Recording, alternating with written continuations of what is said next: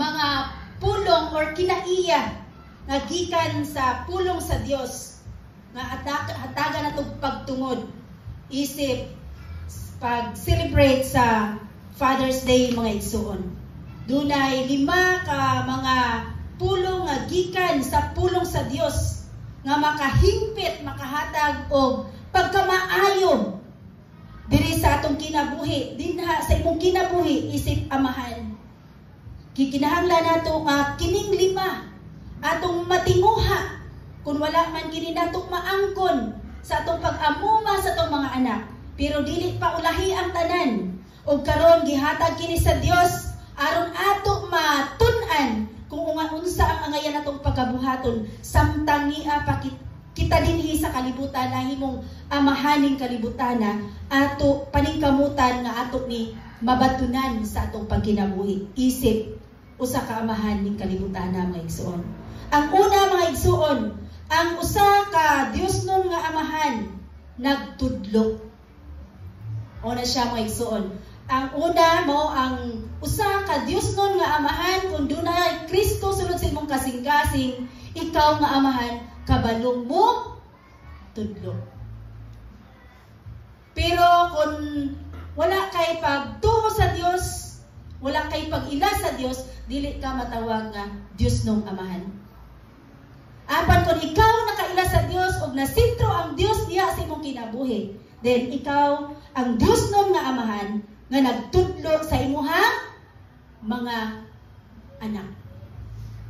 Nagtudlo sa imong mga anak. Nan mga igsuon ato baya hinumduman nga ang eskwelahan ug ang simbahan responsibilidad ba nila magtudlo sa bata? Ang eskwelahan, ang simbahan, responsibilidad ba nila nga tudluan ang bata? Dili. Ang una nga responsibilidad nga magtudlo sa usa ka bata nagikan sa amahan. Gikan jud sa amahan. Then lahimo lang ning dugang ang pagtudlo sa eskwelahan ug sa simbahan. So ayaw ingon ko na sayop ang imong anak kung nagbuhat og dili maayo, ayaw ingon mo nang gitudlo sa imong eskwelahan. Kasagaran mao jud ako nadunggan. Mo nang gitudlo sa nilang pastor? Dili. Tungod kay ang una nga magtudlo sa usa ka bata mao ang amahan. Kung ikaw Dios nung nga amahan, kabalo kang mutudlo sa imong mga anak sa maayo ug sa dili. Bisan kita karon, bisan ako, naghisgot ko ang kabahin sa amahan. Doon ako'y kining mensahe, pahinungod rin ako, doon kay doon ako'y amahan.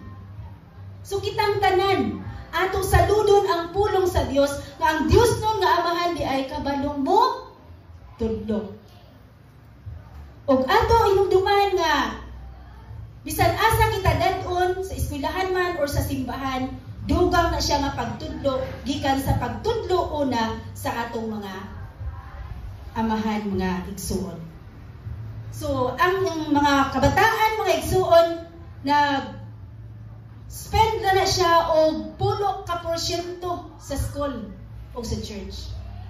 Ang 90% mga igsuon gikan mismo sa imo nga pagkaamahan. So asay dako nga pagtudlo sa amahan. 90% ang ilang maangkon nga imong gitudlo. Kung unsa na imong mga anak karon i-picture out. Ay mao di ay ni ang akong nahatag diha kanila. So ato i-picture out mga igsuon. So pasabot mga igsuon nga dako silang panahon diha sa atong panimalahi.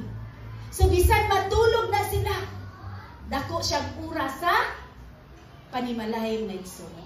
So importante sa usa ka amahan ang atong amahan nga dapat gitudluan kita sa maayo mga igsuon. Ato inumduman nga mao ni siya ang una nga trabaho sa usa ka amahan. Dili ta siya dahil diretso pa ang trabaho. Ang usa ka amahan mangita pa ang usa nga nahimong amahan, nangita na siya una partner.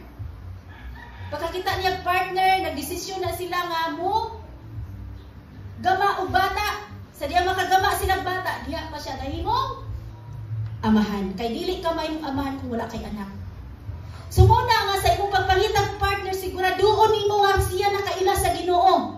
Aron ikaw na may mong amahan sa inyong mga anak, kabalo mo tudlo sa inyong maabot nga anak. Pero kung nahimong ngita kag partner na makalaglag sa imong pagkaamahan, syempre ang imong anak musubay pud nimo. Dili ka makatudlo ang tarong mga igsuon. Nag-ingon diri mga igsuon sa Proverbs 22:6. Ningon siya, tudloy ang bata kung unsaon niya pagkinabuhi, o hinumduman niya kini sa tibuok niyang kinabuhi.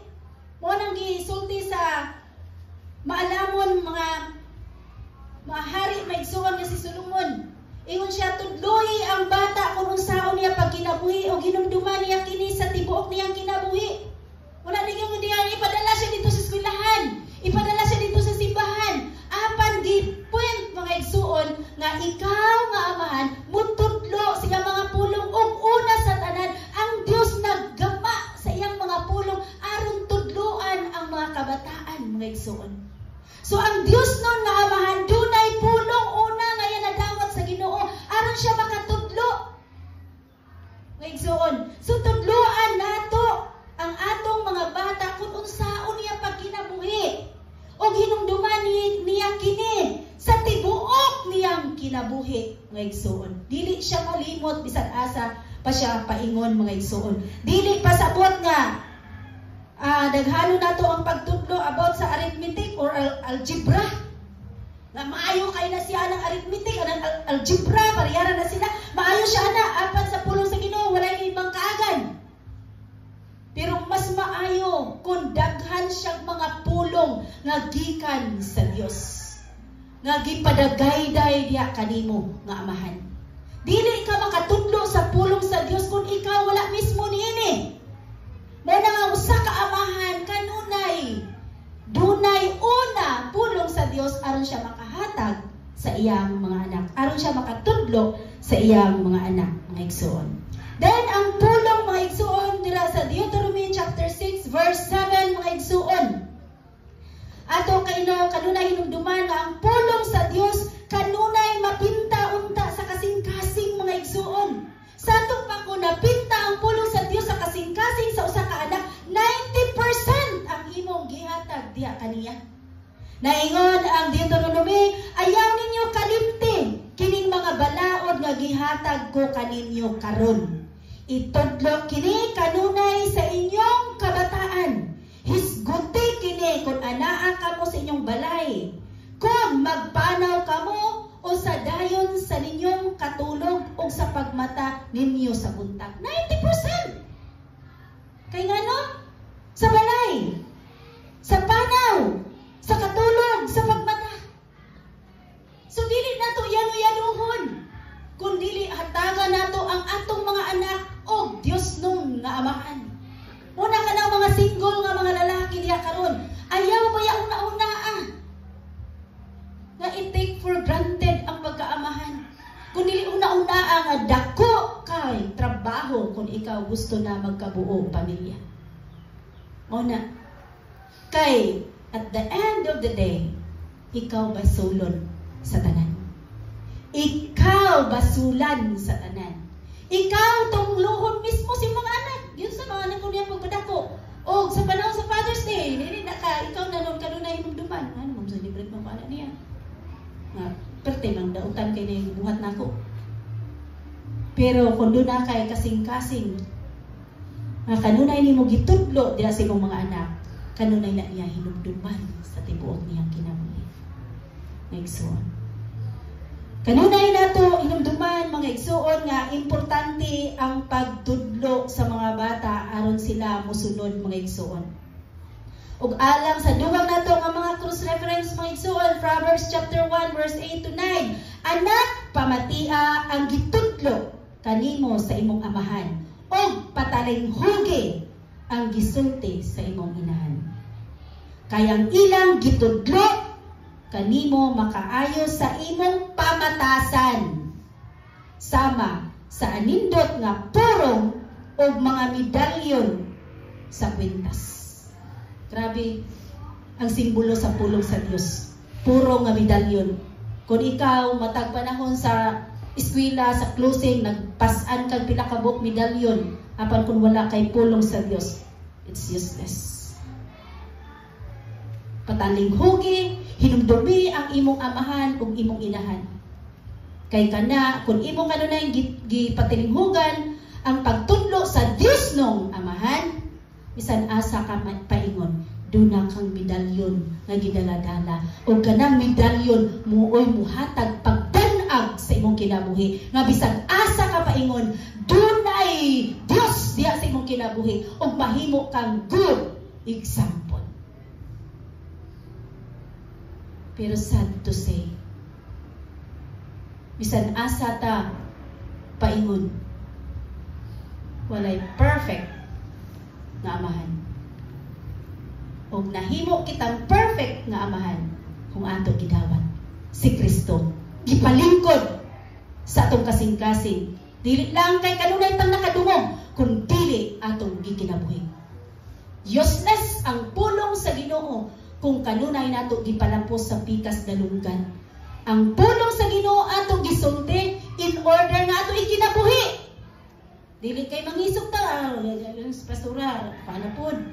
Dili ana, ato bag-ohon, ato ipabag-o ang ato una-una na sa dihang madunggan ato ang pulong sa Ginoo, ato dayon hinay-hinayon o buhat sa atong kinabuhi. May igsoon.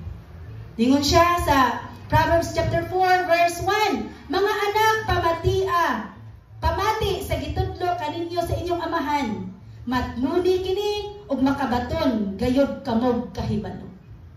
May igsoon. Kahibalo. Kung kanunay kang nanimati sa imong amahan. Then sa 1 Thessalonians chapter 2, 11 to 12, nasayod kamo ang among pagtagad kaninyong tanan sama sa pagtagad sa usa ka amahan ngadto sa iyang mga anak. Kini gi-address ni Paul sa church, mga igsoon. Gidasig namo kamo gilipay o gitambagan kanunay sa pagkinabuhi sa paagi nga makapahimuot sa Dios kinsa maoy nagtawag kaninyo aron kamo makaambit sa iyang gingharian ug himaya sa Dios. Mao na ang gisulti ni Paul diri kanatong tanan. Isip amahan sa church, igsoon. So ang pangutana, nagtudlo ba ang mga amahan? Nagtudlo ba sa sabang pagtudlo sa atong nadunggan karon? Mga amahan, kinahanglan mo trabaho sa atong panimalay.